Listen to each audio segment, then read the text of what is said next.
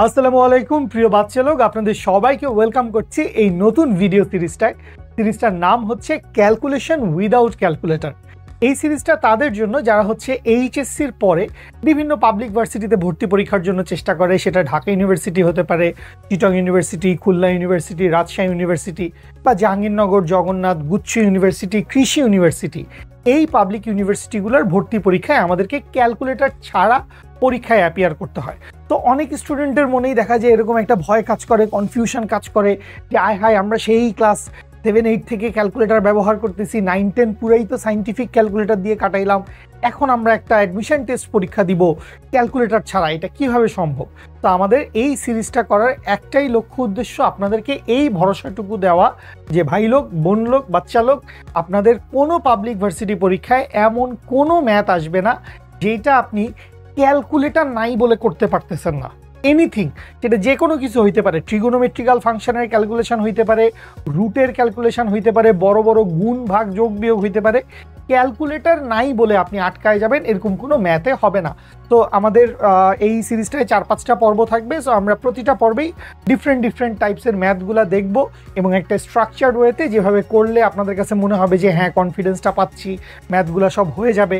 তো এই ভরসাটুকু দেওয়ার জন্য আমি মাসুদ জাভেদ জিমি আপনাদের সাথে এই পুরো ভিডিও সিরিজটায় থাকবো। এবং আজকে আমরা যেই এপিসোডটা দেখতে যাচ্ছি সেটার আমি একটা নাম দিয়েছি, সেটার নাম হচ্ছে হিজিবিজি গুণভাগ। মানে এটা নামের ভিতরেই আপনি বুঝতেছেন কি হবে, অনেক বড় বড় সংখ্যা থাকবে। 5.57 × 10⁻⁻12 × 9.8 ডিভাইডেড বাই 1.6 10⁻⁻19, মানে এইরকম একটা জাবরা একটা ফর্ম থাকবে। এবার এইটাকে বলবে যে একটা সাইজ করে সুন্দর করে একটা অ্যান্সার বাইর করো। মানে এটা কোনো কথা? কিভাবে করব আমরা? চলেন আমরা সেইটাই দেখি। আমরা আজকে দেখব হিজিবিজি গুণভাগ। তো প্রথমে আমরা একটা ম্যাথ দেখতে পাচ্ছি। এই ম্যাথটা এরকম একটা কন্ডিশনে আমাদের এক্সামিনার স্যার আমাদের জন্য ডিজাইন করছে, যেদিন স্যারের মন মেজাজ খুব ভালো, স্যার ভাবছেন যে আহা, এই আপামর ছেলেমেয়েরা সবাই আমার সন্তানের মতো, ওরা সবাই নাম্বার পেয়ে যা। তো স্যার তোমাদেরকে যে 4টা অপশান দিবে সেই 4টা অপশান খুব সহজ হবে। মানে অপশানের দিকে তাকাইলেই তুমি বুঝবা যে অ্যান্সার আসলে হয়ে যাচ্ছে। তুমি খেয়াল করো, আমরা অঙ্কের কোয়েশ্চেন পড়ার আগে অপশানগুলো দেখি। অপশানগুলো দেখো, 10⁻36, 10⁻39, 10⁻43, 10⁻45, সবগুলো সংখ্যা সেম, 2.37, 2.37, 2.37। তুমি বুঝলা এখানে সংখ্যার ক্যালকুলেশন করার কিছু নাই, এখানে আমার শুধু 10-এর পাওয়ারগুলো ক্যালকুলেশন করলেই হবে। তাহলে খেয়াল করেন আপনাকে কি বলছে, হাইড্রোজেন পরমাণুর অভ্যন্তরে ক্রিয়াশীল কুলম্বের বল এবং মহাকর্ষ বলের অনুপাত কত? তো হাইড্রোজেন পরমাণুর অভ্যন্তরে প্রোটন আছে একটা আর ইলেকট্রনও আছে একটা। সো একটা প্রোটন একটা ইলেকট্রনের মধ্যে ক্রিয়াশীল কুলম্বের বল আর মহাকর্ষ বলের অনুপাত, ঠিক আছে? তাহলে আমরা যদি কুলম্বের বলটা বাইর করতে যাই তাহলে এফ অফ সি সমান কি হবে? এফ অফ সি সমান আসবে হচ্ছে 9 × 10⁻9 × Q1 Q2 ডিভাইডেড বাই হচ্ছে r²। এবং গ্র্যাভিটেশনাল ফোর্সটা কি আসবে? গ্র্যাভিটেশনাল ফোর্সটা আসবে 6.673 × 10⁻11 × m1 m2 ডিভাইডেড বাই হচ্ছে r²। আচ্ছা, এবার এই দুইটা ফোর্সের আমরা কি করব? এই দুইটা ফোর্সের আমরা হচ্ছে অনুপাতটা বের করব। সো কুলম্বের ফোর্স এবং গ্র্যাভিটেশনাল ফোর্স এই দুইটার যদি অনুপাতটা বের করি তাহলে একটাকে আরেকটা দিয়ে ভাগ করলে উপরে নিচে r² কাটা চলে যাবে। তো r² যদি কাটা চলে যায়, সো 9 × 10⁻9 × ইলেকট্রনের চার্জ আর প্রোটনের চার্জ Q1 Q2 দুইটার চার্জই সমান। তাহলে এখান থেকে লিখতে পারবো 1.6 × 1.6 × 10⁻19, 19 আছে দুইবার, তাহলে 19 দুগুণে 38 ডিভাইডেড বাই নিচে আসবে 6.673।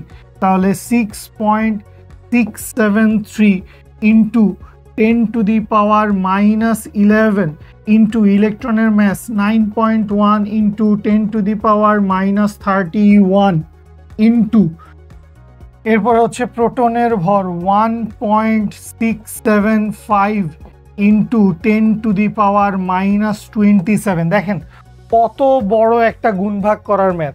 এবং এই ম্যাথের মতোই হুবহু একটা ম্যাথ ঢাকা ইউনিভার্সিটি অ্যাডমিশন টেস্টে আসছিল 2016 সালে। ওখানে জাস্ট এইটাই বলা ছিল শূন্য স্থানে দুইটা ইলেকট্রনের মধ্যে ক্রিয়াশীল কুলম্বের বলের মান এবং মহাকর্ষ বলের মানের অনুপাতটা কত হবে বাইর করো।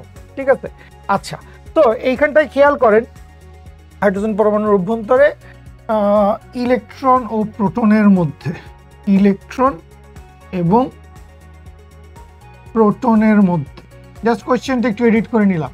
এখন আসেন আমাদেরকে গুণ ভাগ করতে হবে। সো এই গুণ ভাগের ক্ষেত্রে এই দিন স্যারের মেজাজ খুব ভালো, তো সবগুলো অপশন কি দেওয়া আছে, সবগুলো অপশন সেম দেওয়া আছে, আমাদের অপশন নিয়ে কাজ করতে হবে না। আমরা শুধুমাত্র কি করব, আমরা শুধুমাত্র 10-এর পাওয়ারগুলো ক্যালকুলেট করব। তাহলে 10-এর পাওয়ার যদি ক্যালকুলেট করি তাহলে 10 to the power 9 minus 38 minus 11 minus 31 minus 27, তাহলে সবগুলা প্লাস হয়ে যাবে, প্লাস 11 প্লাস 31 প্লাস 27। আচ্ছা, আমরা অ্যান্সারের দিকে ঘনায় আসছি। তাহলে খেয়াল করি 11 11 আর 27, 11 আর 27 যোগ করলে 28 10 38, তাহলে এখানে আসে হচ্ছে প্লাস 38, প্লাস 38 আর মাইনাস 38 কাটা চলে যাচ্ছে। তো সবই যদি কাটা চলে যায় থাকে কি, থাকে হচ্ছে এখানে 31, এখানে থাকে হচ্ছে 9, তাহলে আমরা এখান থেকে কি লিখতে পারবো, 10 to the power 40। 10 to the পাওয়ার 40-র আশেপাশে কি আছে, 10 টু দি পাওয়ার 40-র আশেপাশে আছে 10 টু দি পাওয়ার 39। তো এইটা একটা অ্যাজাম্পশন আমাদের করতে হবে যে কাছাকাছি আছে, তো 10 টু দি পাওয়ার 39। এখন এখানে কেউ বলতে পারে ভাইয়া যদি এরকম হইতো, একটা আছে 10 টু দি পাওয়ার 39, আরেকটা আছে 10 টু দি পাওয়ার 41, এখানে আছে 39, এখানে আছে 41, তাইলে আমরা কি করব? তাইলে এই ক্ষেত্রে অ্যাজাম্পশনের ব্যাপারটা শুনেন, যদি ওরকম হইতো যে একটা 41 দেওয়া আছে আরেকটা 39 দেওয়া আছে, তাহলে তখন আমরা যেই কাজটা করতাম, আমরা এটা চিন্তা করতাম, এখানে আছে 9, এখানে আছে 1.6, এখানে আছে 1.6, এখানে আছে 6.673, এখানে আছে 9.1, এখানে আছে 1.675। তো আমাদের উপরের সংখ্যাগুলোর চাইতে নিচের সংখ্যাগুলো মানে লবের চাইতে হরের পরিমাণ আসলে বড়, লবের চাইতে হরের পরিমাণ কি বড়।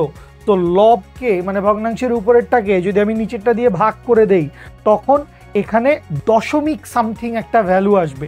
তার মানে 10 টু দি পাওয়ার 40 এর থেকে কি হবে, এর থেকে পাওয়ার কমবে, কারণ দশমিক সংখ্যা আসবে, একের চাইতে ছোট সংখ্যা আসবে।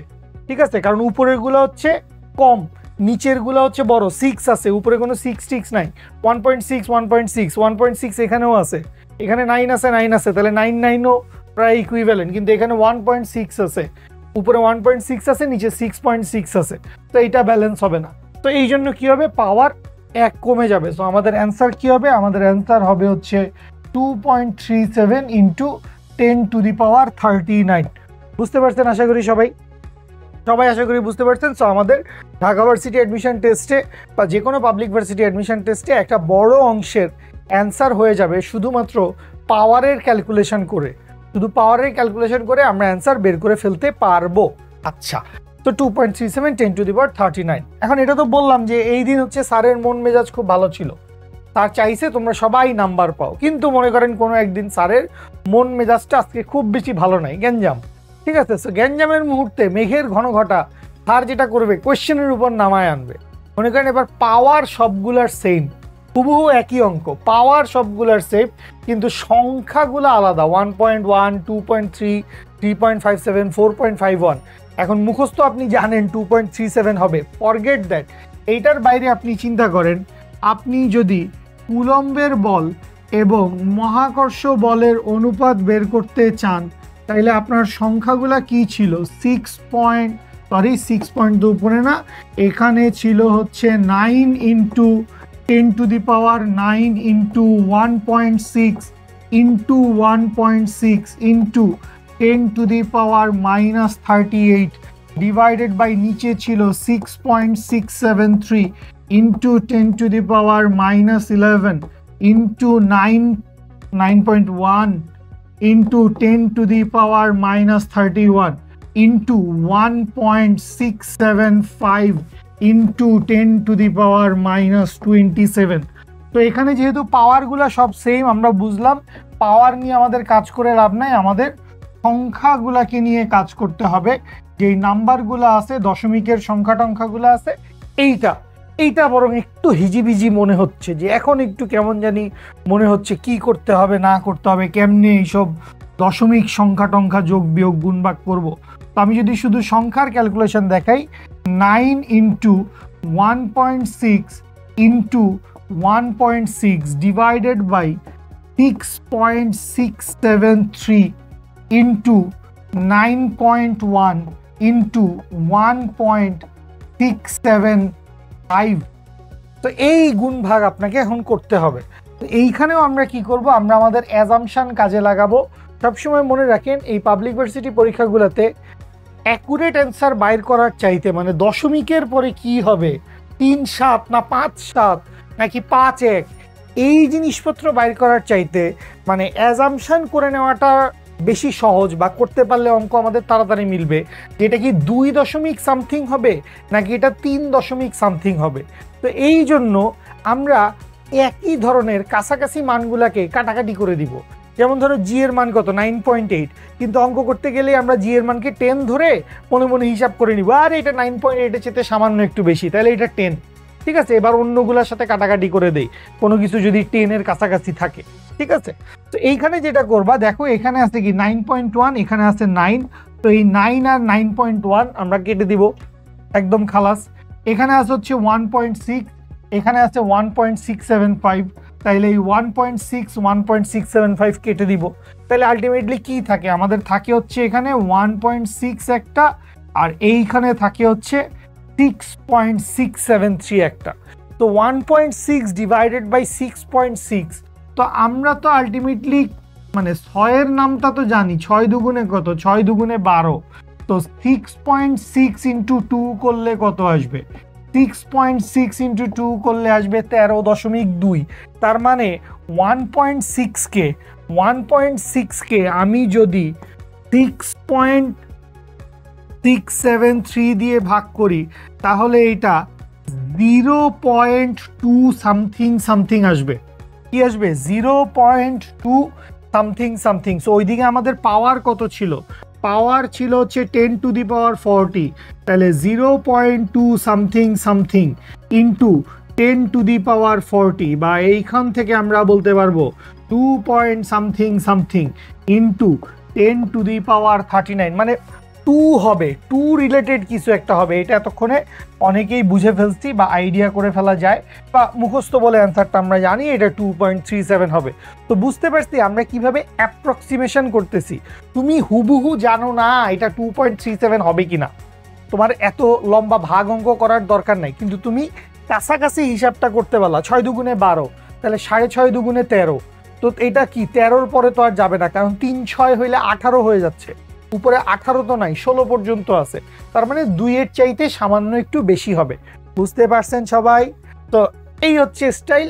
এরপরেও আমরা হিজিবিজি গুণভাগ আরও অনেকগুলো ম্যাথ দেখবো, বাট সবগুলো ম্যাথেই এই প্যাটার্নটাই ফলো করব আমরা। দুইটা জিনিসের ক্যালকুলেশন, দুইটা জিনিস কি কি, এক নাম্বারটা হচ্ছে আমাদের পাওয়ারের ক্যালকুলেশন, 10-এর পাওয়ার যা আছে, 10 to the power -19, 10 to the power -11, 10 to the power -27, পাওয়ারগুলা ক্যালকুলেট করব, এটা হচ্ছে একটা উপায়। আরেকটা উপায় কি, সংখ্যার ক্যালকুলেশন। এবং সংখ্যার ক্যালকুলেশন গেলে আমরা কাছাকাছি মানের একই ধরনের সংখ্যাগুলোকে কাটে দিব। ঠিক আছে, এই যে 1.6, 1.675 কর্তন, 9.1 কর্তন, জি এর মান 9.8-এর জায়গায় ধরে নিব 10। বুঝতে পারছি সবাই? Okay fine. তো এই গেল, আমরা আরেকটা ম্যাথ দেখি আমরা। এখানে কি বলা হয়েছে আমাদেরকে, একটি তামার তারে মুক্ত ইলেকট্রনের ঘনত্ব, তার মানে মুক্ত ইলেকট্রনের সংখ্যা দেওয়া আছে পার মিটার কিউবে, এতগুলা ইলেকট্রন আছে, প্রবাহ ঘনত্ব দেওয়া আছে, প্রবাহ ঘনত্বকে আমরা জে দ্বারা চিহ্নিত করি। আচ্ছা, তারটিতে ইলেকট্রনের তাড়ন বেগ কত আমাদেরকে বাইর করতে বলছে, ড্রিফট ভেলোসিটি সমান কত। তো আমরা সূত্র যেটা জানি যে আই সমান আই তো না, জে সমান কি, জে সমান হচ্ছে I divided by A, that means হচ্ছে N A V D into E divided by হচ্ছে এ। সো এ আর এ কাটা গেলে, বা এইখান থেকে জে প্রবাহ ঘনত্ব জে সমান হচ্ছে N V of D into E, বা এইখান থেকে আমরা কি বাইর করতে চাই, তাড়ন বেগ, তাহলে ভি অফ ডি সমান কি আসবে, ভি অফ ডি সমান আসবে হচ্ছে J divided by N into E. তাহলে জে এর মান কত? জে এর মান কত বলা আছে? জে এর মান বলা আছে 1.65 into 10⁶ divided by 3 into 10⁻29 into 1.6 into 10⁻−19। আচ্ছা, তো এইখানে দেখে আসলে আমি বুঝতে পারতেছি না, আমার কাছে এখানে পাওয়ারগুলোও ভিন্ন ভিন্ন আছে, আবার সংখ্যাগুলোও ভিন্ন ভিন্ন আছে। তো এই জায়গায় আমাকে পাওয়ারের অ্যাজাম্পশান, সংখ্যার অ্যাজাম্পশান দুইটাই কাজে লাগাইতে হবে, যদি না 3.43 অ্যান্সার হয়ে যায়। 3.43 অ্যান্সার হলে তো হয়ে গেল ডিরেক্ট, বাট না হইলে আমাদেরকে সব ধরনের অ্যাজাম্পশান কাজে লাগাইতে হবে। তাইলে আমরা ফার্স্টে যদি পাওয়ারের ক্যালকুলেশন করে ফেলি, তাইলে এখানে কি আছে 10⁶ প্লাস 10⁻19 আর এখান থেকে হচ্ছে -29। তো এইখান থেকে আমরা কি পাচ্ছি? এখান থেকে আমরা পাচ্ছি 6 আর এখান থেকে -10, দ্যাট মিনস 10⁻⁻4। পাওয়ারটা আমরা কত পাইলাম? 10⁻⁻4 পাইলাম। আচ্ছা, খুব ভালো কথা। তাহলে এবার সংখ্যাগুলো কি আছে? সংখ্যাগুলো আছে 1.65, 1.6 এবং 3। ওকে, খুব ভালো কথা। আপনি বললেন যে ভাই এত গ্যাঞ্জামের ভিতরে না যাই, 1.65 আর 1.6 কাইটে দেয়। আমি বললাম দেন 1.6 আর 1.65 কেটে দেন, তাহলে এখানে কি থাকে? 1/3। তো 1/3 মানে আসলে কত? 1/3 মানে হচ্ছে 0.33, মানে আরও এরকম 33 রেলগাড়ির মতো চলতে থাকবে। তার মানে আলটিমেটলি আপনার অ্যান্সারটা কি আসে? 0.33 ইন্টু 10⁻⁻4, বা এইটাকে চাইলে লিখতে পারবো 3.3 সামথিং ইন্টু 10⁻⁻5। তো এই 3.3 ইন্টু 10⁻⁻5 এইটার কাছাকাছি আসবে হচ্ছে অ্যান্সার। তো এইটার কাছাকাছি অ্যান্সার আমরা কি বলতে পারি? এইটার কাছাকাছি অ্যান্সার হচ্ছে 3.43 10⁻⁻5 মিটার পার সেকেন্ড। বুঝতে পারছেন সবাই? বুঝতে পারছেন? তো আমাদের ক্যালকুলেশনের ক্ষেত্রে যে বড় গুণভাগগুলো আছে, এই গুণভাগগুলো নিয়ে আমাদের ওয়ারি করার দরকার নেই, টেনশন করার দরকার নেই। আমরা একভাবে হচ্ছে পাওয়ারের ক্যালকুলেশন করে ফেলবো, পাওয়ার ক্যালকুলেশন করে একটা অ্যাজাম্পশন করে ফেলবো, আর আরেক দিকে আমরা হচ্ছে সংখ্যাগুলোর ক্যালকুলেশন করে ফেলবো। এখান থেকেও আমরা অ্যাজাম্পশন করতে পারবো। তো আমরা 3টা অঙ্ক দেখলাম, এরপরে 2টা অঙ্ক আপনাদের জন্য। আমাদের অ্যান্সার হচ্ছে এইটা 3.43 10⁻⁻5 মিটার পার সেকেন্ড। আমাদের এইটাই আসছে 3.3 সামথিং 10⁻⁻5। সো এটার অ্যাটমোস্ট কাছাকাছি কি আছে? 3.437 10⁻⁻5। আচ্ছা, আর আমরা যে কাজটা করব, 2টা ম্যাথ, এই 2টা ম্যাথ আপনারা হোমওয়ার্কের জন্য আপনাদেরকে দিয়ে দিচ্ছি। 2টা ম্যাথই আমাদের কোনো না কোনো পাবলিক ভার্সিটি আসা, একটা রাজশাহী ইউনিভার্সিটি আসা 2016-17 সালে, আর একটা জগন্নাথ ইউনিভার্সিটিতে আসা 2019-20 সালে। তো একটা হচ্ছে ইয়ং এর গুণাঙ্কের ম্যাথ, আর একটা হচ্ছে তড়িৎ প্রবাহ সংক্রান্ত ম্যাথ। তো ম্যাথ 2টা দেখে নেন, চাইলে স্ক্রিনশট নিয়ে রাখতে পারেন, এবং এই ম্যাথ 2টা একদম যেই নিয়ম শিখাই দিছি ওই নিয়ম অনুযায়ী সলভ করে এই ভিডিওর নিচে অ্যান্সার পোস্ট করেন। সেটা গ্রুপে দেখেন ভিডিওটা, বা ইউটিউব চ্যানেলে দেখেন, যেখানেই দেখেন। ঠিক আছে? থ্যাংক ইউ সো মাচ বাচ্চা লোক। আসসালামু আলাইকুম।